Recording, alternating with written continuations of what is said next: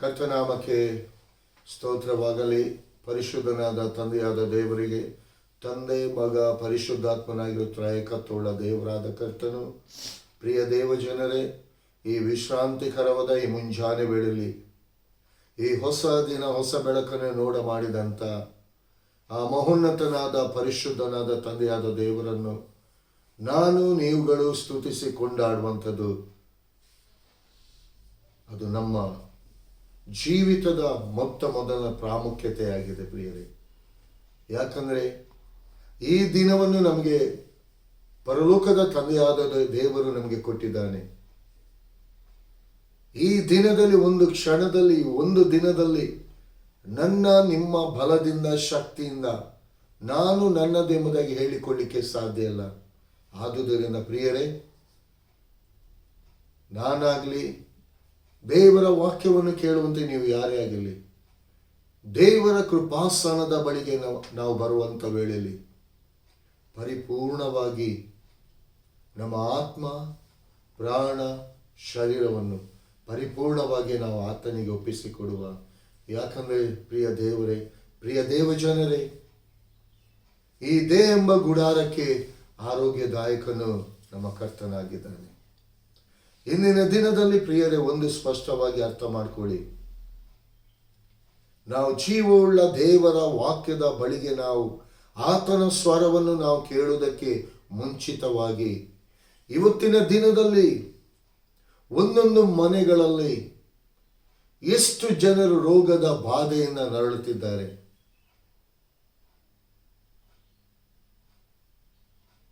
ದೇವರ ವಾಕ್ಯ ಹೇಳ್ತದೆ, ನಿನ್ನ ಕಷ್ಟಾರ್ಜಿತನು ನೀನು ಅನುಭವಿಸಿ, ನೀನು ಧನ್ಯನು, ನಿನಗೆ ಶುಭವಿರ್ತದೆ ಎಂಬುದಾಗಿ.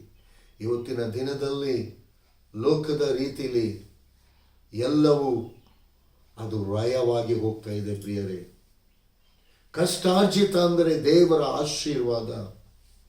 ದೇವರು ತನ್ನ ಆತ್ಮನ ಬಲವನ್ನು ಕೊಟ್ಟು, ತನ್ನ ಆತ್ಮನ ಶಕ್ತಿಯನ್ನು ಕೊಟ್ಟು, ತನ್ನ ಆತ್ಮನ ಆರೋಗ್ಯವನ್ನು ಕೊಟ್ಟು, ಒಂದು ತಾಯಿ ತನ್ನ ಮಗುವನ್ನು ಯಾವ ರೀತಿ ಕೈ ಹಿಡಿದು ನಡೆಸ್ತದೋ ಅದೇ ರೀತಿ ಪರಲೋಕದ ತಂದೆಯಾದ ದೇವರು ನನ್ನನ್ನು ನಿಮ್ಮನ್ನು ಕೈ ಹಿಡಿದು ನಡೆಸುವನಾಗಿದ್ದಾನೆ ಪ್ರಿಯರೇ. ಇವತ್ತೆಷ್ಟು ಜನರು ಸಮಾಧಾನ ಇಲ್ಲದೆ, ಸಮಾಧಾನಕ್ಕೋಸ್ಕರವಾಗಿ ಇವತ್ತು ತಮ್ಮ ಜೀವಿತದಲ್ಲಿ ಇದ್ದಂಥ, ತಾವು ಕಷ್ಟಪಟ್ಟು ದುಡಿದಂಥ ಹಣವನ್ನು, ಆದಾಯವನ್ನು ಲೋಕದ ರೀತಿಯಲ್ಲಿ ಅದನ್ನು ವ್ಯಯ ಮಾಡುತ್ತಿದ್ದಾರೆ. ಎಷ್ಟೋ ಜನರು ಹೇಳ್ತಾರೆ, ನನಗೆ ಸಮಾಧಾನ ಇಲ್ಲ, ಎಷ್ಟಿದ್ರೂ ಏನು ನನಗೆ ಸಮಾಧಾನ ಇಲ್ಲ. ಯಾಕಂದರೆ ಯಾವಾಗ ದೇವರ ಆತ್ಮನಿಗೆ ನಿಮ್ಮ ಹೃದಯಗಳಲ್ಲಿ ಪರಿಪೂರ್ಣವಾಗಿ ನೀವು ಸ್ಥಳವನ್ನು ಕೊಡುವುದಿಲ್ಲವೋ, ಸಮಾಧಾನವನ್ನು ಸೈತಾನ ಕದ್ದುಕೊಳ್ತಾನೆ. ಲೋಕದಲ್ಲಿ ಇರುವಂಥ ಎಲ್ಲ ಕಲಹಗಳನ್ನು, ಎಲ್ಲ ಗಾರ್ಬೇಜ್ಗಳನ್ನು ನಿಮ್ಮ ಜೀವಿತಕ್ಕೆ ಆತನು ತಂದಾಕೋನಾಗಿದ್ದಾನೆ. ಪ್ರಿಯರೇ, ಮುಂದರ್ಥ ಮಾಡಿಕೊಳ್ಳಿ, ದೇವರು ಕೊಟ್ಟಿರುವಂಥ ಈ ಕೃಪೆ ಸಮಯ, ದೇವರು ನೇಮಿಸಿದಂಥ ಈ ದಿನ, ದೇವರ ಕೃಪಾಸನದ ಬಳಿಗೆ ಪ್ರಿಯ ದೇವಜನರೇ, ಒಂದು ಸ್ಪಷ್ಟವಾಗಿ ನಾನು ನಿಮ್ಮಲ್ಲಿ ಕೇಳಿಕೊಳ್ಳುವುದೇನೆಂದರೆ, ಅದ್ಭುತಕ್ಕೆ ಯೇಸುವನ್ನು ರಿಸೀವ್ ಮಾಡಬೇಡಿ. ಬರೀ ಅದ್ಭುತಕ್ಕೆ ಯೇಸುವನ್ನು ನಿಮ್ಮ ಜೀವಿತಕ್ಕೆ ರಿಸೀವ್ ಮಾಡಬೇಡಿ. ಅದ್ಭುತಕ್ಕೆ ಮಾತ್ರ ಯೇಸು ಸೀಮಿತನಾಗಿಲ್ಲ, ನಿಮ್ಮ ಜೀವಿತಕ್ಕೆ ಸೀಮಿತನಾಗಿದ್ದಾನೆ. ನಿಮ್ಮ ಜೀವಿತದಲ್ಲಿ ಆತನನ್ನು ರಿಸೀವ್ ಮಾಡಿ, ರೋಗದ ಬಾಧೆಗಳು ಓಡಿ ಹೋಗ್ತದೆ, ನುಂಗುವ ಹುಳಗಳು ದೇವರಾದ ಕರ್ತನು ತಡಿತಾನೆ. ನಿಮ್ಮ ಕಷ್ಟಾರ್ಜಿತವನ್ನು ನೀವು ಮಾತ್ರವಲ್ಲದೆ ಎಂಟೈರ್ ನಿಮ್ಮ ಕುಟುಂಬ ನೀವು ಅನುಭವಿಸ್ತೀರ. ಇವತ್ತಿನ ದಿನದಲ್ಲಿ ಎಷ್ಟೋ ಜನರು ದೇವರ ಮಕ್ಕಳು ಹೇಳಿಕೊಂಡು ಇವತ್ತು ಒಂದೇ ಒಂದು ಕುಟುಂಬದಲ್ಲಿ ಎಷ್ಟು ಆ ಗಾರ್ಬೇಜ್ಗಳು ಇವತ್ತು ಕುಟುಂಬದಲ್ಲಿದೆ. ಪ್ರಿಯ ದೇವಜನರೇ, ಲೋಕದ ರೀತಿಯಲ್ಲಿರುವಂಥ ಮನೆಯನ್ನು ನಾವು ಗುಡಿಸಿ ಒರೆಸಿ ನಾವು ಕ್ಲೀನ್ ಮಾಡ್ಬೋದು. ಈ ಹೃದಯವನ್ನು ದೇವರ ವಾಕ್ಯದ ಮೂಲಕ ಸೈತಾನನು ತಂದು ಹಾಕಿದಂಥ ಲೋಕದ ಎಲ್ಲ ಸಂಗತಿಗಳನ್ನು ದೇವರ ವಾಕ್ಯದ ಮೂಲಕ ಶುದ್ಧೀಕರಿಸಲು ಸಾಧ್ಯ. ಆ ವಾಕ್ಯವೆಂಬಾತನಿಗೆ ನಿಮ್ಮ ಜೀವಿತದಲ್ಲಿ ಅವಕಾಶ ಕೊಡಿ ಪ್ರಿಯರೇ. ನಾನು ಈಗಲೂ ಹೇಳ್ತೀನಿ, ನೀವು ಯಾವುದನ್ನು ನೀವು ಕಳಕೊಂಡಿದ್ದೀರೆಂಬುದಾಗಿ ಹೇಳ್ತಿರೋ ಅದನ್ನು ಡಬಲ್ ಬ್ಲೆಸ್ಸಿಂಗ್ಸ್ ಆಗಿ ನೀವು ಹೊಂದಿಕೊಳ್ತೀರಾ. ಪ್ರಿಯ ದೇವಜನರೇ, ಈ ಸಾಕನು ಬರಗಾಲದಲ್ಲಿ ಆ ಐಗುಪ್ತ ದೇಶದಲ್ಲಿ ಬೀಜವನ್ನು ಬಿತ್ತಿದಂತೆ ಅದೇ ವರ್ಷದಲ್ಲಿ 100ರಷ್ಟು ಕೊಯ್ದ. ಪ್ರಿಯರೇ, ಆ ಐಗುಪ್ತ ದೇಶ ಬರಗಾಲದಲ್ಲಿ ಒದ್ದಾಡ್ತಾ ಇತ್ತು.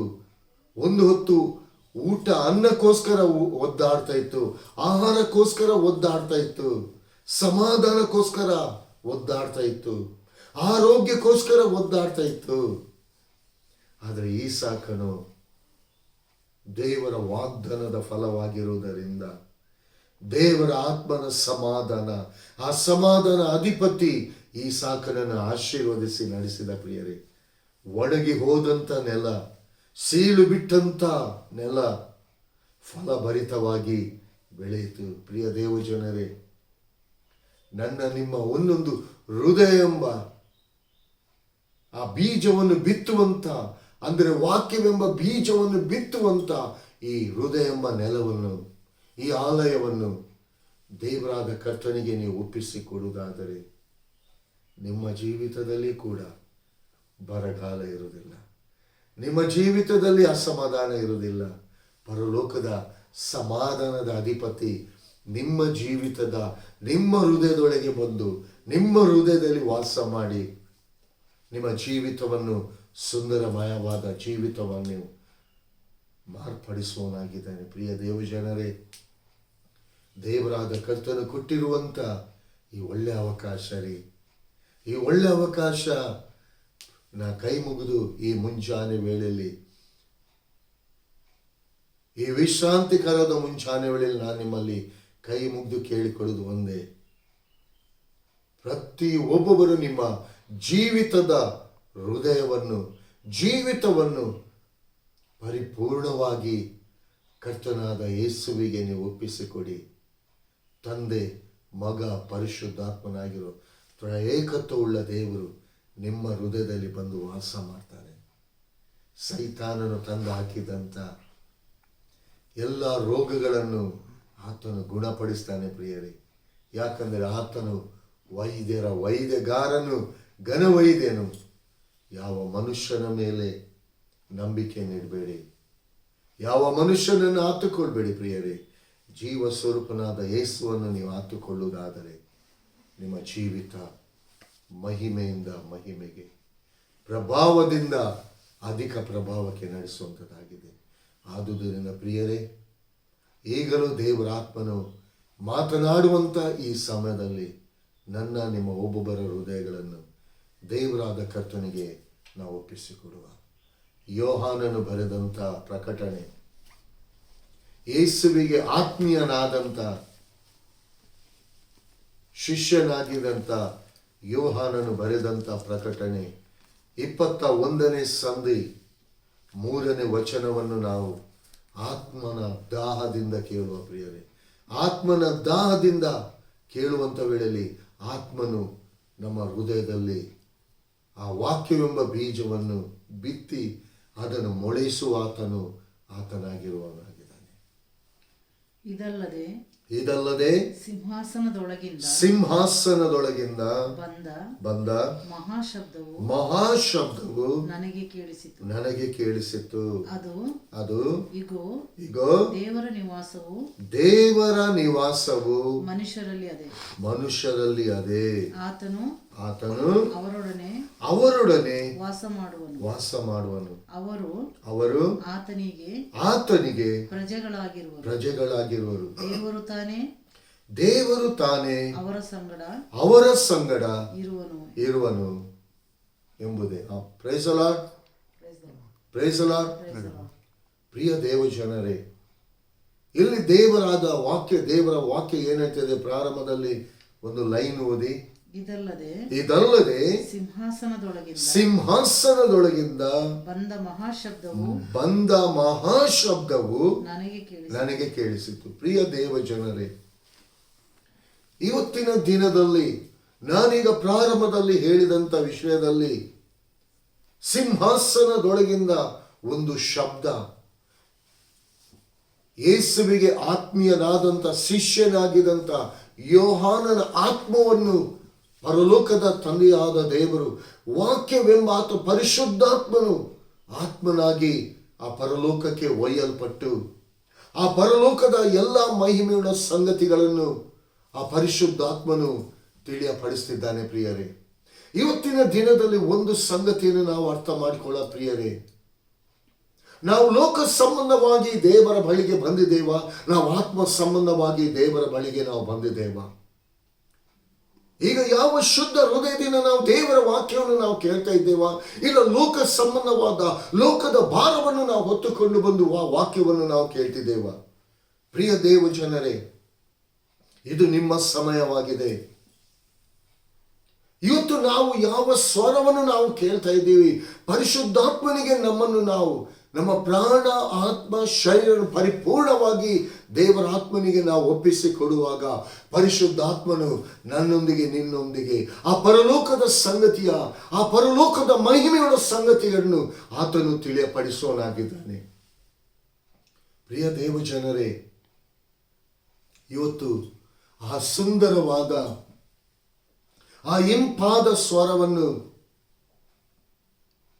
ಯೇಸು ತನ್ನ ಆತ್ಮೀಯ ಶಿಷ್ಯನಾಗಿದ್ದಂಥ ಯೋಹಾನನಿಗೆ ಪ್ರಕಟಿಸ್ತಿದ್ದಾನೆ. ಅದನ್ನು ಅದೇ ಯೋಹಾನನು ಈಗ ಅದೇ ಯೇಸು ತೋರಿಸಿದಂಥ ಆ ಪರಲೋಕದ ಮಹಿಮೆಯುಳ್ಳ ಸಂಗತಿಗಳನ್ನು ಇವತ್ತು ನಿನಗೆ ಪ್ರಕಟಿಸ್ತಿದ್ದಾನೆ. ದೇವರು ತನ್ನ ವಾಕ್ಯದ ಮೂಲಕ ನಿನ್ನ ಹೃದಯದಲ್ಲಿ ಪ್ರಕಟಿಸುವನಾಗಿದ್ದಾನೆ. ಈ ಪ್ರಕಟಿಸುವಂಥ ಈ ವಾಕ್ಯವನ್ನು ಕೇಳಲು ಇವತ್ತು ನೀನು ಎಷ್ಟು ನಾವು ಶುದ್ಧ ಹೃದಯದಿಂದ ದೇವರ ಬಳಿಗೆ ನಾವು ಬರ್ತಾ ಇದ್ದೀವಿ. ಈ ವಾಕ್ಯವನ್ನು ನೀವು ಎಷ್ಟು ನಾವು ಗೌರವಿಸ್ತಿದ್ದೀವಿ? ಈ ವಾಕ್ಯವೆಂಬ ಮಾತನ್ನು ನೀವು ಎಷ್ಟು ಗೌರವಿಸ್ತಿದ್ದೀವಿ? ಪ್ರಿಯ ದೇವಜನರೇ, ಇವತ್ತು ನಮ್ಮನ್ನು ನಾವು ಪರೀಕ್ಷೆ ಮಾಡಿಕೊಳ್ಳೋಣ. ಯೋಹಾನನೊಂದಿಗೆ ಮಾತನಾಡಿದಂಥ ಅದೇ ದೇವರು ಇವತ್ತು ನನ್ನೊಂದಿಗೂ ವಾಕ್ಯವನ್ನು ಕೇಳುವಂಥ ನಿಮ್ಮೊಂದಿಗೂ ಮಾತನಾಡಲು ಆತನು ಸಿದ್ಧನಾಗಿದ್ದಾನೆ. ಇವತ್ತು ಲೋಕದ ಜನರಲ್ಲಿ ಒಂದು ಸಂಗತಿ ಏನೆಂಬುದಾಗಿ ಹೇಳುವುದಾದರೆ, ಸೈತಾನನು ದೇವರ ಆತ್ಮನ ನುಡಿಯನ್ನು, ದೇವರ ಆತ್ಮನ ಸ್ವರವನ್ನು ಕೇಳದ ರೀತಿಯಲ್ಲಿ ಈ ಲೋಕದ ಚಿಂತೆಗಳನ್ನು, ಈ ಲೋಕದ ಆಲೋಚನೆಗಳನ್ನು, ಲೋಕದ ವ್ಯಥೆಗಳನ್ನು, ಈ ಲೋಕದ ಅವಮಾನಗಳನ್ನು ಅನೇಕ ರೀತಿಯಲ್ಲಿ ಇವತ್ತು ಈ ಸ್ಟೇಟಸ್ ಎಂಬುದಾಗಿ, ಈ ಮರ್ಯಾದೆ ಎಂಬುದನ್ನು ಇವತ್ತು ಎಷ್ಟು ಜನರು ಅದನ್ನು ತಂದು ತಲೆಯಲ್ಲಿ ತುಂಬಿಬಿಟ್ಟಿದ್ದಾರೆ. ಇವತ್ತು ದೇವರ ವಾಕ್ಯವನ್ನು ಕೇಳುವಂತ ಈ ಅವಕಾಶವನ್ನೇ ಸೈತಾನನು ಕಿತ್ತುಕೊಂಡಿದ್ದಾನೆ. ಪ್ರಿಯ ದೇವಜನರೇ, ಒಂದು ಸ್ಪಷ್ಟವಾಗಿ ಅರ್ಥ ಮಾಡ್ಕೊಳ್ಳಿ, ನಿಮ್ಮ ಕಷ್ಟದ ಸಮಯದಲ್ಲಿ ಯಾವ ಸ್ನೇಹಿತನು ಬರಲ್ಲ, ಯಾವ ಒಡ ಹುಟ್ಟಿದವರು ಬರಲ್ಲ ಪ್ರಿಯರೇ. ಆದರೆ ಒಂದು ಸತ್ಯ, ನೀವು ಕಷ್ಟದ ಸಮಯದಲ್ಲಿ, ನೋವಿನ ಸಮಯದಲ್ಲಿ ಯೇಸುವೇ ಎಂಬುದಾಗಿ ಒಂದು ಮಾತನ್ನು ನೀವು ಕರೆಯುವುದಾದರೆ, ಯೇಸು ಸ್ವಾಮಿ ತನ್ನ ಮಗಳೇ ನಾನು ನಿನ್ನ ಸಂಗಡ ಇದ್ದೇನೆ, ನಿನ್ನ ಬಲಗಡೆಯಲ್ಲೇ ಇದ್ದೇನೆ, ನಿನ್ನ ಸ್ವರ ನನಗೆ ಕೇಳ್ತಾ ಇದೆ, ಆದರೆ ನನ್ನ ಸ್ವರ ನಿನಗೆ ಕೇಳಿಸ್ತಾ ಇಲ್ಲ. ಯಾಕಂದ್ರೆ ಲೋಕದ ಸಂಗತಿಗಳು, ಲೋಕದ ಚಿಂತೆಗಳು, ಲೋಕದ ಬಾಧೆಗಳು ನನ್ನ ಸ್ವರವನ್ನು ಕೇಳದ ರೀತಿಯಲ್ಲಿ ಅದು ತಡೆಗೋಡೆಯನ್ನಾಗಿ ಮಾಡಿಬಿಟ್ಟಿದೆ. ಪ್ರಿಯ ದೇವಜನರೇ, ಈಗಲೂ ಕೂಡ ಯೋಹಾನನೊಂದಿಗೆ ಮಾತನಾಡಿದಂಥ ಅದೇ ಯೇಸು, ಅದೇ ಪರಿಶುದ್ಧ ಆತ್ಮನು ಇವತ್ತು ನನ್ನೊಂದಿಗೂ ನಿಮ್ಮೊಂದಿಗೂ ಮಾತನಾಡಲಿಕ್ಕೆ ರೆಡಿ ಇದ್ದಾನೆ. You are ready. ನೀವು ರೆಡಿ ಇದ್ದೀರಾ?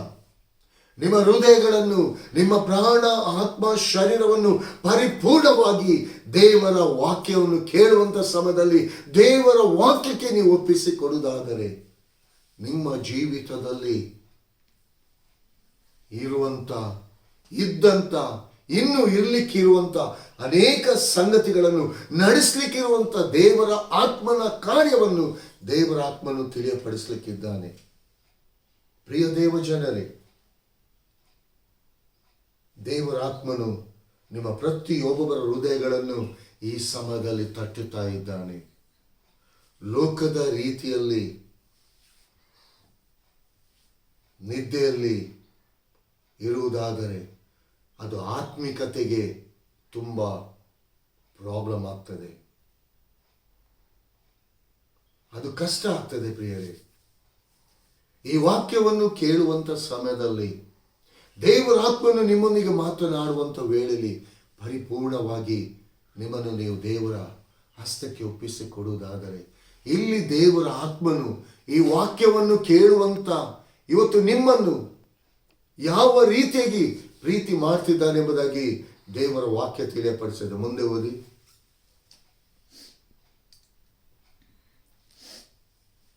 ಅದು ಇಗೋ ದೇವರ ನಿವಾಸವು, ಇಗೋ ದೇವರ ನಿವಾಸವು ಮನುಷ್ಯರಲ್ಲಿ ಅದೇ. ಇಲ್ಲಿ ದೇವರ ವಾಕ್ಯ ಹೇಳ್ತದೆ ಈಗೋ. ಇವತ್ತು ದೇವರಾದ ಕರ್ತನು ಇವತ್ತು ಈಗೋ ಎಂಬುದಾಗಿ ಕರೀತಿದ್ದಾನೆ. ಇವತ್ತು ಯಾಕಂದ್ರೆ ದೇವರ ಸ್ವರ ನಮ್ಗೆ ಕೇಳ್ತಾ ಇಲ್ಲ. ಇಲ್ಲಿ ದೇವರಾದ ಕರ್ತನು ಈಗೋ ಇವತ್ತು ಗದರಿಸಿ ಆತನು ಆ ಗದರಿಕೆಯಿಂದಲಾದರೂ ಕೂಡ ಇವತ್ತು ನನ್ನನ್ನು ನಿಮ್ಮನ್ನು ಎಚ್ಚರಿಸ್ತಿದ್ದಾನೆ. ಇವತ್ತು ನನ್ನ ನಿಮ್ಮ ಜೀವಿತ ಯಾವ ರೀತಿಯಲ್ಲಿ ಕರ್ತನಿಗಾಗಿ ನಾವು ಡೆಡಿಕೇಶನ್ ಮಾಡಿದೇವಾ, ಕರ್ತನಿಗಾಗಿ ನಮ್ಮನ್ನು ನಾವು ಸಮರ್ಪಿಸಿಕೊಟ್ಟಿದ್ದೇವಾ, ಇವತ್ತು ಲೋಕಕ್ಕೆ ನಾವು ನಮ್ಮ ಜೀವಿತವನ್ನು ಡೆಡಿಕೇಶನ್ ಮಾಡಿದ್ದೇವಾ, ಲೋಕದ ಸ್ವರವನ್ನು ಕೇಳಿ ಲೋಕವನ್ನು ಹಿಂಬಾಲಿಸ್ತಿದ್ದೇವಾ? ಅದಕ್ಕೋಸ್ಕರ ಇಲ್ಲಿ ದೇವರಾದ ಕರ್ತನು ಸ್ಪಷ್ಟವಾಗಿ ಹೇಳ್ತಿದೆ ಈಗೋ, ಅಂದರೆ ಗಟ್ಟಿಯಾದ ಧ್ವನಿಯಿಂದ. ಪ್ರಿಯ ದೇವ ಜನರೇ, ಇಲ್ಲಿ ದೇವರಾದ ಕರ್ತನು ಏನ್ ಹೇಳ್ತಿದ್ದೀನಿ, ಈಗೋ ದೇವರ ನಿವಾಸವು ಮನುಷ್ಯರಲ್ಲಿ ಅದೇ. ದೇವರ ನಿವಾಸ ಮನುಷ್ಯರಲ್ಲಿ ಅದೇ ಎಂಬುದಾಗಿ ಹೇಳುವುದಾದರೆ, ನಿವಾಸ ಅಂದರೆ ಮನೆ, ನಿವಾಸ ಅಂದರೆ ಮನೆ, ವಾಸ ಮಾಡುವಂತ ಸ್ಥಳ. ನಾನು ನೀವು ಎಲ್ಲಿ ಬೀದಿಗಳಲ್ಲಿ ಬಸ್ ಸ್ಟ್ಯಾಂಡ್ಗಳಲ್ಲಿ ನಾವು ಜೀವನ ಮಾಡ್ತಿಲ್ಲ, ನಾವು ನಮ್ಮ ಮನೆಯಲ್ಲಿ ನಾವು ಜೀವಿತವನ್ನು ನಾವು ಮಾಡ್ತಿದ್ದೇವೆ. ಯಾಕಂದ್ರೆ ಒಂದು ವೇಳೆ ರೋಡಲ್ಲಿ ಬಸ್ ಸ್ಟ್ಯಾಂಡಲ್ಲಿ ಇವತ್ತು ಎಷ್ಟೋ ಜನ ಇದ್ದಾರೆ, ಎಲ್ಲ ಲೋಕದ ರೀತಿಯಿಂದ ಕೈ ಬಿಡಲ್ಪಟ್ಟವರು ಇದ್ದಾರೆ. ಪ್ರಿಯರೇ, ನಾವು ಅವರಂತೆಲ್ಲ. ಯಾಕಂದ್ರೆ ನಮಗೊಂದು ನಿವಾಸ ಇದೆ, ನಮಗೆ ವಾಸಿಸಲು ಒಂದು ಮನೆ ಇದೆ. ಗಾಳಿ ಮಳೆ ಬರುವಾಗ ನಮ್ಮನ್ನು ಸೇಫ್ ಮಾಡಿಕೊಳ್ಳಲು, ನಮ್ಮ ಜೀವಿತವನ್ನು ನಾವು ಪ್ರೊಟೆಕ್ಟ್ ಮಾಡಿಕೊಳ್ಳಲು ನಮಗೊಂದು ನಿವಾಸ ಇದೆ. ಅದು ಶರೀರ ಸಂಬಂಧವಾದಂಥ ನಿವಾಸ. ಇಲ್ಲಿ ಆತ್ಮ ಸಂಬಂಧವಾದಂಥ ನಿವಾಸ ನನ್ನ ನಿನ್ನ ಹೃದಯ. ದೇವರ ಆತ್ಮನು ವಾಸ ಮಾಡುವುದು ಸ್ಪಷ್ಟವಾಗಿ ಇಲ್ಲಿ ಯೋಹಾನನು, ಯೇಸುವಿನ ಆತ್ಮೀಯ ಸ್ನೇಹಿತನಾದಂಥ ಯೋಹಾನನೊಂದಿಗೆ ದೇವರಾದ ಕರ್ತನು ಪ್ರತಿಯೊಂದು ಇಂದಿನ ದಿನದಲ್ಲಿ ವಾಕ್ಯವನ್ನು ಕೇಳುವಂತ ನನಗೂ ನಿಮಗೂ ಸ್ಪಷ್ಟವಾಗಿ ಅದನ್ನು ತಿಳಿಯಪಡಿಸ್ತಿದ್ದಾನೆ. ದೇವರ ನಿವಾಸ. ಪ್ರಿಯ ದೇವ ಜನರೇ, ಅದು ಕ್ರಯ. ನಾನು ನೀನು ಈ ಲೋಕದ ರೀತಿಯಲ್ಲಿ ಇಂಥ ನಿವಾಸಕ್ಕೆ ನಾನು ನೀನು ಕ್ರಯ ಕಟ್ಟಬೇಕು. ಆದರೆ ದೇವರ ಆತ್ಮನು ನನ್ನ ನಿನ್ನ ಒಳಗೆ ವಾಸ ಮಾಡುವಂತಹ ನಿವಾಸಕ್ಕೆ ಯೇಸು ಕ್ರಿಸ್ತನು ಆ ಕಲ್ವಾರಿ ಶಿಲುಬೆಯಲ್ಲಿ ಆತನು ಬೆಲೆಯನ್ನು ಕೊಟ್ಟಿದ್ದಾನೆ. ನಾನು ನೀನು ಬೆಲೆಯನ್ನು ಕೊಡ್ಲಿಕ್ಕೆ ಯಾವುದಕ್ಕೂ ಸಾಧ್ಯ ಇಲ್ಲ. ಆದುದರಿಂದ ಪ್ರಿಯ ದೇವ ಶಾಕರ ಕನಮಾನ ತೋರಕಿಯಾಲಾರವ, ದೇವರಾದ ಕರ್ತನನ್ನು ಪರೀಕ್ಷಿಸಬೇಡಿ ಪ್ರಿಯರೇ. ದೇವರಾದ ಕರ್ತನನ್ನು ಪರೀಕ್ಷಿಸಬೇಡಿ. ಯಾಕಂದ್ರೆ ನಿಮ್ಮ ಹೃದಯ ಎಂಬ ಗುಡಾರ ದೇವರಾದ ಕರ್ತನ ತಂದೆ, ಮಗ, ಪರಿಶುದ್ಧಾತ್ಮನಾಗಿರುವಂತ ತ್ರಯೇಕತ್ವವುಳ್ಳವರು ವಾಸ ಮಾಡುವಂತ ಸ್ಥಳವಾಗಿದೆ. ಅದು ಯಾರಿಂದಲೂ ಯಾವ ರೀತಿಯಿಂದಲೂ ಕಿತ್ತು ಬೀಳುವಂತ ನಿವಾಸ ಅಲ್ಲ. ಅದಕ್ಕೆ ಯೇಸು ಸ್ವಾಮಿ ಸ್ಪಷ್ಟವಾಗಿ ಒಂದು ಉಸುಬಿನ ಮನೆ, ಉಸುಬಿನ ಮೇಲೆ ಕಟ್ಟಿದಂಥ ಮನೆ, ಬಂಡೆಯ ಮೇಲೆ ಕಟ್ಟಲ್ಪಟ್ಟಂಥ ಮನೆಗೆ ದೃಷ್ಟಾಂತವನ್ನು ಕೊಟ್ಟಿದ್ದಾನೆ. ಪ್ರಿಯ ದೇವ ಜನರೇ, ನಾನು ಒಂದು ಹೇಳ್ತೇನೆ, ನಿಮ್ಮ ಯಾವ ಪರಿಸ್ಥಿತಿಯಲ್ಲಿ ನೀವು ಎಲ್ಲರಿಂದ ಕೈ ಬಿಡಲ್ಪಟ್ಟಿರ್ಬೋದು, ಯಾವ ಕೆಲಸ ಕಾರ್ಯಗಳು ಸಕ್ಸಸ್ ಆಗದೆ ಇರ್ತಿರ್ಬೋದು, ಅನೇಕ ರೋಗ ಬಾಧೆಗಳು ನಿಮ್ಮನ್ನು ಕಾಡ್ತಿರ್ಬೋದು, ಅನೇಕ ಚಿಂತೆಗಳಿಂದ ನೀವು ಮುಳುಗಿರ್ಬೋದು, ಅನೇಕರು ನಿಮ್ಮನ್ನು ಅವಮಾನದಿಂದ ನಿಮ್ಮ ಜೀವಿತವನ್ನು ಕುಂದಿಸಿರ್ಬೋದು. ಆದರೆ ಯೇಸು ನಿಮ್ಮ ಜೀವಿತದಲ್ಲಿರುವುದಾದರೆ ಇದಕ್ಕೆಲ್ಲದಕ್ಕೆ ಉತ್ತರ ಆ ಯೇಸು ಆಗಿದ್ದಾನೆ. ಮನುಷ್ಯರ ಒಳಗೆ ಅದೇ. ಇವತ್ತು ನನ್ನ ನಿನ್ನ ಒಳಗೆ ದೇವರ ಆತ್ಮನು ವಾಸ ಮಾಡ್ತಿದ್ದಾನೆ ಪ್ರಿಯರೇ.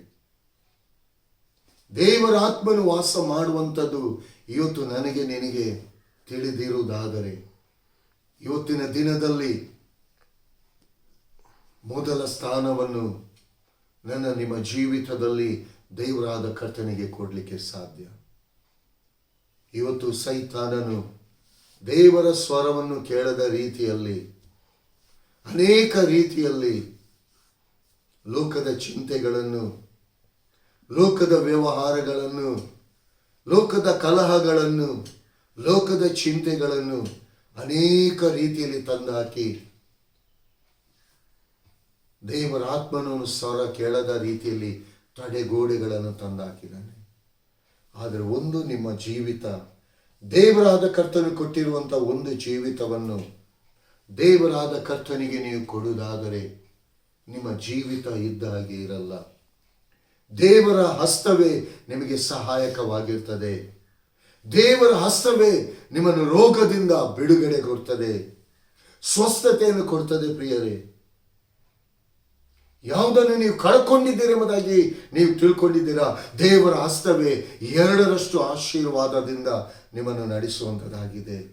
ಇವತ್ತು ದೇವರ ಆತ್ಮನು ಇವತ್ತು ನನ್ನೊಂದಿಗೆ ನಿಮ್ಮೊಂದಿಗೆ ಯಾವ ಉದ್ದೇಶಕ್ಕೋಸ್ಕರವಾಗಿ ಆತನು ಮಾತನಾಡ್ತಿದ್ದಾನ, ಯಾವ ವಿಷಯಕ್ಕೋಸ್ಕರ ನಿನ್ನ ಹೃದಯದಲ್ಲಿ ಆತನು ವಾಸ ಮಾಡ್ತಿದ್ದಾನ. ನಾವು ಈ ಲೋಕದಲ್ಲಿ ಮನೆ ಮೇಲಿಂದ ಮನೆ ನಾವು ಕಟ್ಟುತ್ತಾ ಇದ್ದೀವಿ. ನಮ್ಮ ಹೃದಯ ಎಂಬ ಆಲಯ, ಹೃದಯ ಎಂಬ ಮನೆಯಲ್ಲಿ ಇನ್ನೂ ಮನೆ ಕಟ್ಟಲಿಕ್ಕೆ ಪ್ರಯತ್ನ ಮಾಡ್ತಿದ್ದೀವ? ಅಲ್ಲ, ಮನೆಯಿಂದ ಮನೆ ನಾವು ಕಟ್ಟುತ್ತಾ ಇದ್ದೀವ. ಅಂದರೆ ವಾಕ್ಯವೆಂಬ ಕಲ್ಲುಗಳು ನಮ್ಮ ಜೀವಿತವನ್ನು ಕಟ್ಟುತ್ತಾ ನಮ್ಮ ಜೀವಿತವನ್ನು ರೂಪಿಸ್ತಾ ಇದೆಯಾ? ಇಲ್ಲ, ಲೋಕದ ಚಿಂತೆಗಳು, ಲೋಕದ ಗಾಳಿಗಳು ಬರುವಾಗ ಆ ಕಲ್ಲುಗಳು ಬೀಳಿ ಹೋಗ್ತಾ ಇದೆಯಾ?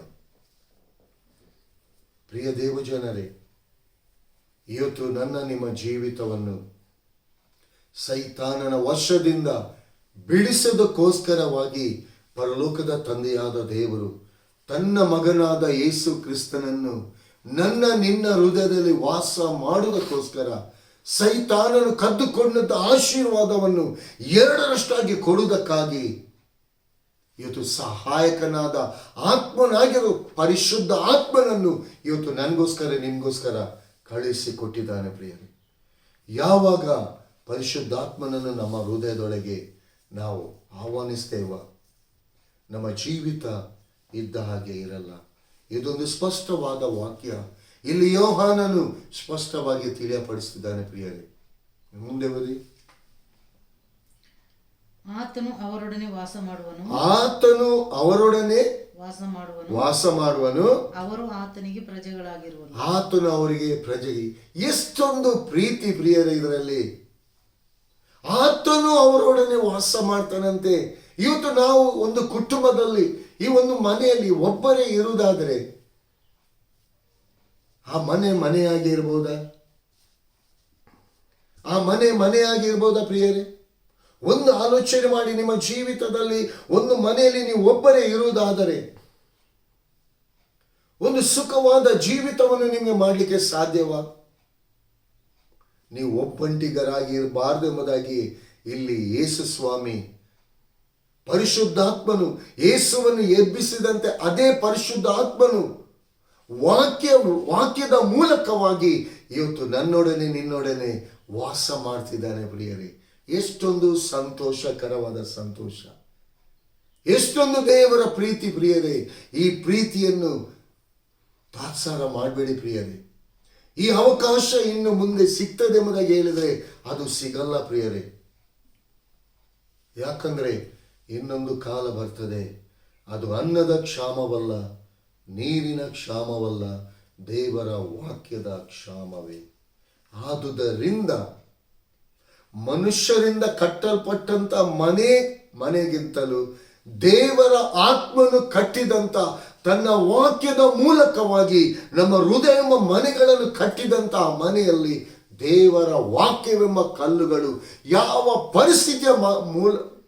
ಪರಿಸ್ಥಿತಿಯಲ್ಲಿ ಕೂಡ ಅದು ನನ್ನನ್ನು ನಿನ್ನನ್ನು ಕೈ ಹಿಡಿದು ಆಶೀರ್ವದಿಸಿ ನಡೆಸುವಂಥದ್ದಾಗಿದೆ. ಪ್ರಿಯ ದೇವಜನರೇ, ಆತನು ನನ್ನೊಡನೆ ನಿನ್ನೊಡನೆ ವಾಸ ಮಾಡ್ತಾನಂತೆ. ಅದು ಮಾತ್ರ ಅಲ್ಲ, ನಾನು ನೀವು ಆತನ ಪ್ರಜೆಗಳಂತೆ. ಹಲ್ಲೆಲೂಯಾ. ಆದರೆ ನನ್ನ ನಿಮ್ಮ ಜೀವಿತದಲ್ಲಿ ಆತನು ಯಜಮಾನನು, ಅರಸನು, ನಾಯಕನು, ಒಡೆಯನಾಗಿದ್ದಾನೆಂಬುದಾಗಿ ಇಲ್ಲಿ ದೇವರ ವಾಕ್ಯ ಸ್ಪಷ್ಟವಾಗಿ ಹೇಳ್ತದೆ. ಯಾಕಂದ್ರೆ ನನ್ನಿಂದ ನಿಮ್ಮಿಂದ ನನ್ನ ನಿಮ್ಮ ಬಲದಿಂದ ಜೀವಿಸಲಿಕ್ಕೆ ಸಾಧ್ಯ ಇಲ್ಲ ಎಂಬುದಾಗಿ ಇರುವುದರಿಂದ ಎಲ್ಲವನ್ನು ನಮ್ಮ ಬಲದಿಂದ ಹೊಂದಿಕೊಳ್ಳಿಕ್ಕೆ ಆಗುವುದಿಲ್ಲ, ನಡೆಸಲ್ಪಡಲಿಕ್ಕೆ ಆಗುವುದಿಲ್ಲ ಎಂಬುದಾಗಿ ದೇವರಾದ ಕರ್ತನು ತಿಳಿದಾತನಾಗಿರುವುದರಿಂದ ಇವತ್ತು ಪರಿಶುದ್ಧ ಆತ್ಮನನ್ನು ನನಗೆ ನಿಮಗೆ ಸಹಾಯಕನಾಗಿ ಕೊಟ್ಟಿದ್ದಾನೆ. ಈ ಸಹಾಯಕದ ಆತ್ಮನಿಗೆ ನಾವು ಎಷ್ಟು ವಿಧೇಯರಾಗಿ ನಾವು ನಡೀತಾ ಇದ್ದೀವಿ. ಒಂದು ಭಾಗದಲ್ಲಿ ಮಾತ್ರ ನಾವು ದೇವರು ಬಿಟ್ಟು ಕೊಡ್ತಿದ್ದೇವಾ? ಪರಿಪೂರ್ಣವಾಗಿ ದೇವರ ಆತ್ಮನಿಗೆ ನನ್ನ ನಿಮ್ಮ ಜೀವಿತವನ್ನು ಒಪ್ಪಿಸಿಕೊಡ್ಬೇಕೆಂಬುದಾಗಿ. ಪ್ರಿಯ ದೇವಜನರೇ, ಆತನು ನನ್ನೊಂದಿಗೆ ನಿಮ್ಮೊಂದಿಗೆ ವಾಸ ಮಾಡ್ತಾನೆ ಎಂಬುದಾಗಿ ಹೇಳಿದೆ. ಅದು ನನ್ನ ನಿನ್ನ ಯೋಗ್ಯತೆಯಿಂದ ಅಲ್ಲ ಪ್ರಿಯರೇ, ಆತನಿಟ್ಟಂತ ಪ್ರೀತಿ. ಇವತ್ತು ಆತನ ನಡೆಸುವಂತ ಆ ನಡೆಸುವಿಕೆ ಪ್ರಿಯರೇ, ಸೈತಾನನು ಕದ್ದುಕೊಳ್ಳುವುದಕ್ಕೂ, ಹಾಳು ಮಾಡುವುದಕ್ಕೂ, ಕೊಯ್ಯುವುದಕ್ಕೂ, ನಾಶ ಮಾಡುವುದಕ್ಕೂ ಬರ್ತಾನೆ ಹೊರತು ಮತ್ತಾವುದಕ್ಕೆ ಆತನು ಬಾರನೆಂಬುದಾಗಿ. ಇವತ್ತು ಲೋಕದಲ್ಲಿ ಎಲ್ಲ ಸಂಗತಿಗಳಿಗೆ ಪ್ರಿಯ ದೇವಜನರೇ ನೀವು ಅವಕಾಶವನ್ನು ಕೊಡ್ತಿದ್ದೀರಿ, ಸಮಯವನ್ನು ಕೊಡ್ತಿದ್ದೀರಾ, ಏನೇನು ಕಾರಣಗಳನ್ನು ಹೇಳ್ತಿದ್ದೀರಾ. ಇಷ್ಟು ನಿಮ್ಮ ಜೀವಿತವನ್ನು ನಿಮ್ಮನ್ನು ಆರೋಗ್ಯದಲ್ಲಿ, ಬಲದಲ್ಲಿ, ಶಕ್ತಿಯಲ್ಲಿ ನಡೆಸ್ತಾ ನಿಮ್ಮ ಆಹಾರವನ್ನು ಆಶೀರ್ವದಿಸಿ, ನಿಮ್ಮ ಆದಾಯವನ್ನು ಆಶೀರ್ವದಿಸಿ, ನಿಮ್ಮ ಕುಟುಂಬ ಜೀವಿತವನ್ನು ಆಶೀರ್ವದಿಸಿ, ನಿಮ್ಮ ವೈಯಕ್ತಿಕ ಜೀವಿತವನ್ನು ಆಶೀರ್ವದಿಸಿದಂಥ ಆ ದೇವರಾದ ಕರ್ತನಿಗೆ ಎಲ್ಲಿ ನೀವು ಸ್ಥಾನವನ್ನು ಕೊಟ್ಟಿದ್ದೀರಾ? ಎಷ್ಟು ಅವಕಾಶವನ್ನು ಕೊಡ್ತಿದ್ದೀರಾ? ಎಷ್ಟು ಸಮಯವನ್ನು ನೀವು ಕೊಡ್ತಿದ್ದೀರಾ? ನಿಮ್ಮನ್ನು ನೀವು ಪ್ರಶ್ನೆ ಮಾಡಿಕೊಳ್ಳಿ ಪ್ರಿಯರೇ. ಏನು ಇನ್ನು ಸಮಯ ಇದೆ ಎಂಬುದಾಗಿ ನೀವು ಅಂದುಕೊಳ್ತಿರ್ಬೋದು. ಕಣ್ಣು ರೆಪ್ಪೆ ಮುಚ್ಚುವಷ್ಟರೊಳಗೆ ದೇವರ ಆತ್ಮನ ಬರಲಿಕ್ಕಿದೆ. ದೇವರ ಆತ್ಮನು ಬರಲಿಕ್ಕಿದ್ದಾನೆ.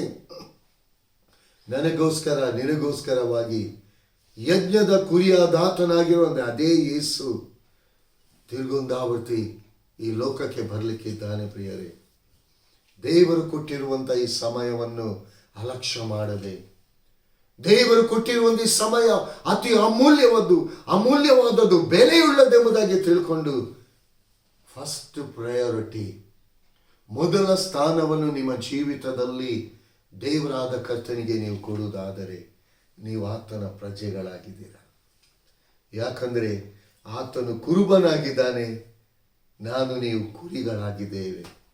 ಆ ಕುರುಬನು ನಮಗೆ ಇಲ್ಲದಿದ್ದರೆ, ಆ ಕುರುಬನು ನಮ್ಮನ್ನು ಕಾಯದೇ ಇದ್ದರೆ ಇವತ್ತು ತೋಳಗಳು, ಕಠಿಣವಾದಂಥ ಕ್ರೂರ ಮೃಗಗಳು ಇವತ್ತು ನಿಮ್ಮ ಜೀವಿತವನ್ನು ನಾಶ ಮಾಡ್ತಿತ್ತು. ಆ ಕ್ರೂರವಾದ ಮೃಗ ಸೈತಾನನಾಗಿದ್ದಾನೆ. ಇವತ್ತು ದೇವರ ಕೃಪೆ ಎಂಬ ಹಸ್ತ ನನ್ನನ್ನು ನಿನ್ನನ್ನು, ಆತನ ಪ್ರೀತಿ ನನ್ನಲ್ಲಿ ನಿಮ್ಮಲ್ಲಿ ಇರುವುದರಿಂದ, ನಾನು ನೀವು ಆತನನ್ನು ಪ್ರೀತಿಸುವುದರಿಂದ ಅಲ್ಲ, ಆತನು ನನ್ನನ್ನು ನಿಮ್ಮನ್ನು ಪ್ರೀತಿಸುವುದರಿಂದ. ಪ್ರಿಯ ದೇವಜನರೇ, ದೇವರು ಕೊಟ್ಟಿರುವಂಥ ಈ ಒಂದು ಅವಕಾಶ, ದೇವರು ಕೊಟ್ಟಿರುವಂಥ ಈ ಒಂದು ಒಳ್ಳೆಯ ಸಮಯವನ್ನು ಕರ್ತನಿಗಾಗಿ ನೀವು ಒಪ್ಪಿಸಿಕೊಡುವುದಾದರೆ, ಪ್ರಜೆಗಳು ಎಂಬುದಾಗಿ ಹೇಳುವುದಾದರೆ ಯಾವ ಕೊರತೆ ಕೂಡ ಇರುವುದಿಲ್ಲ ಪ್ರಿಯರೇ. ಕೇಳಿದಂತೆ ಎಲ್ಲವೂ ಒಂದು ರಾಜನ ಆಸ್ಥಾನದಲ್ಲಿ ಆ ಪ್ರಜೆಗಳಿರುವುದಾದರೆ ಅವರು ಸುಖ, ಸಂತೋಷ, ನೆಮ್ಮದಿಯಾಗಿ ಇರ್ತಾರೆ ಪ್ರಿಯರೇ. ಎಲ್ಲದಲ್ಲಿ ಪ್ರೊವೈಡ್, ಆತನು ಅರಸನು ಪ್ರೊವೈಡ್ ಮಾಡ್ತಾನೆ, ಪ್ರಜೆಗಳಿಗೆ ಬೇಕಾದದನ್ನು ಕೊಡ್ತಾನೆ. ಆ ಪರಲೋಕದ ತಂದೆಯಾದ ದೇವರು ನನಗೆ ನಿಮಗೆ ಬೇಕಾದಂಥ ಎಲ್ಲವನ್ನು, ಆ ಪರಲೋಕದ ದ್ವಾರಗಳನ್ನು ತೆರೆಯಲ್ಪಟ್ಟು ಎಲ್ಲವನ್ನು ನನಗೋಸ್ಕರ ನಿನ್ಗೋಸ್ಕರ ಆತನು ಪ್ರೊವೈಡ್ ಮಾಡುವವನಾಗಿದ್ದಾನೆ, ಒದಗಿಸಿ ಕೊಡುವ ಆತನಾಗಿದ್ದಾನೆ. ನಂತರ ಏನು ವಾಕ್ಯ ಹೇಳ್ತದೆ? ದೇವರು ತಾನೇ ಅವರ ಸಂಗಡ ಇರುವನು. ದೇವರು ತಾನೇ ಅವರ ಸಂಗಡ ಇರುವನು. ಎಷ್ಟೊಂದು ಕನ್ಫರ್ಮ್, ಎಷ್ಟೊಂದು ಗ್ಯಾರಂಟಿ ರೀ ಇದು ಗ್ಯಾರಂಟಿ. ದೇವರು ತಾನೇ ಅವರೊಂದಿಗೆ. ಇವತ್ತು ಯಾಕಂದರೆ ಇವತ್ತು ಎಷ್ಟು ಜನರ ಜೀವಿತದಲ್ಲಿ ಪ್ರಾರ್ಥನೆ ಜೀವಿತ ಇಲ್ಲ, ಎಷ್ಟು ಜನರ ವಾಕ್ಯದ ಜೀವಿತ ಇಲ್ಲ.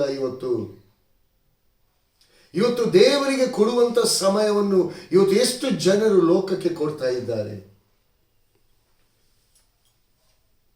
ಇವತ್ತು ದೇವರ ವಾಕ್ಯ ಹೇಳ್ತಾ ಇದೆ, ಬಲಗಡೆಯಲ್ಲಿ ನೆರಳಿನೋಪಾದಿಯಲ್ಲಿ ಇದ್ದೇನೆಂಬುದಾಗಿ ದೇವರ ವಾಕ್ಯ ಹೇಳ್ತದೆ. ಇವತ್ತು ಆತ್ಮೀಯ ಕಣ್ಣು ತೆರೆಯಲ್ಪಡದೆ ಇರುವುದರಿಂದ ದೇವರ ವಾಕ್ಯದ ಆ ರಹಸ್ಯ, ಆ ದೇವರ ವಾಕ್ಯದ ಆ ರೆವಲೇಷನ್ ಅದು ಇವತ್ತು ತಿಳಿಯದೇ ಇರುವುದರಿಂದ ಇವತ್ತು ಸೈತಾನನು ಈಸಿಯಾಗಿ ಇವತ್ತು ಎಷ್ಟು ಜನರನ್ನು ವಂಚಿಸ್ತಿದ್ದಾನೆ, ಎಷ್ಟು ಜನರನ್ನು ಮೋಸ ಮಾಡ್ತಿದ್ದಾನೆ. ಇವತ್ತು ಎಷ್ಟು ಜನರ ಮನೆಯಲ್ಲಿ ಗೋಳಾಟಗಳಿದೆ. ಇವತ್ತು ಕ್ರೈಸ್ತರು ಎಂಬುದಾಗಿ ಹೇಳಿಕೊಳ್ಳುವಂತ ಮನೆಯಲ್ಲಿ ತುಂಬ ಕುಟುಂಬ ಇರ್ಬೋದು. ಇವತ್ತು ಎಲ್ಲಿ ಸಮಾಧಾನ ಇದೆ, ಎಲ್ಲಿ ಸಂತೋಷ ಇದೆ? ಒಂದೇ ಕುಟುಂಬದಲ್ಲಿ 10 ಜನ ಇರ್ಬೋದು, 20 ಜನ ಇರ್ಬೋದು. ಒಂದು ಸಮಾಧಾನ ಇಲ್ಲದಿದ್ದರೆ ಆ ಮನೆ ಆಗಿರುವುದಿಲ್ಲ ಪ್ರಿಯರೇ. ಆದುದರಿಂದ ಪ್ರಿಯ ದೇವ ಜನರೇ, ಯಾವ ಮನುಷ್ಯನನ್ನು ಆತುಕೊಳ್ಳದೆ, ಯಾವ ಮನುಷ್ಯನನ್ನು ನನ್ನ ಆಪ್ತನೆಂಬುದಾಗಿ ಹೇಳದೆ, ನನ್ನ ನಿನ್ನ ಆಪ್ತನು ಯೇಸು ಮಾತ್ರ, ನನ್ನ ನಿನ್ನ ಆಪ್ತನು ಯೇಸು ಮಾತ್ರ ಪ್ರಿಯರೇ. ನನಗೋಸ್ಕರ ನಿನಗೋಸ್ಕರ ನನ್ನ ನಿನ್ನ ಜೀವಿತವನ್ನು ಸಮೃದ್ಧಿಯಲ್ಲಿ ತನ್ನ ಆತ್ಮನ ನಡೆಸುವಿಕೆಯಲ್ಲಿ ನಡೆಸ್ತಾ ಬರ್ತಿರುವ ಆತನು ನಾವು ಕಾಣುವಂತ ಒಂದೊಂದು ದಿನವನ್ನು ಆಶೀರ್ವದಿಸಿ ಆ ದಿನವನ್ನು ದೇವರಾದ ಕರ್ತನಲ್ಲಿ ಇದ್ದುಕೊಂಡು ಅದನ್ನು ನೀವು ಅನುಭವಿಸುವಂತೆ, ಆ ದಿನವನ್ನು ನಾವು ಕಳೆಯುವಂತೆ ದೇವರು ತಾನೇ ತನ್ನ ಆತ್ಮನ ಹಸ್ತದ ಮೂಲಕ ಕಣ್ಣಗುಡ್ಡಿ ನೋಪಾದಲ್ಲಿ ಕಾಯ್ತಾ, ನೆರಳಿನೋಪಾದಲ್ಲಿ ನನ್ನ ನಿನ್ನ ಸಂಗಡ ಇದ್ದುಕೊಂಡು ಕಾಯುವನಾಗಿದ್ದಾನೆ.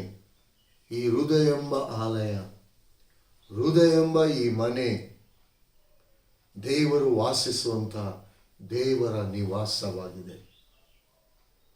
ಈ ದೇವರ ನಿವಾಸವನ್ನು ಪ್ರಿಯ ದೇವ ಜನರೇ ಇನ್ನೂ ಶುದ್ಧೀಕರಿಸ, ಡೇ ಬೈ ಡೇ ದೇವರ ವಾಕ್ಯದ ಮೂಲಕ, ದೇವರ ವಾಕ್ಯವನ್ನು ಕೇಳುವುದರಲ್ಲಿ, ಪ್ರಾರ್ಥನೆ ಜೀವಿತದಲ್ಲಿ ಅದನ್ನು ಶುದ್ಧೀಕರಿಸ್ತಾ ದಿನವೂ ಚೊಕ್ಕ ಬಂಗಾರದೋಪಾದಿಯಲ್ಲಿ ಹೊಳೆಯುವಂತ ರೀತಿಯಲ್ಲಿ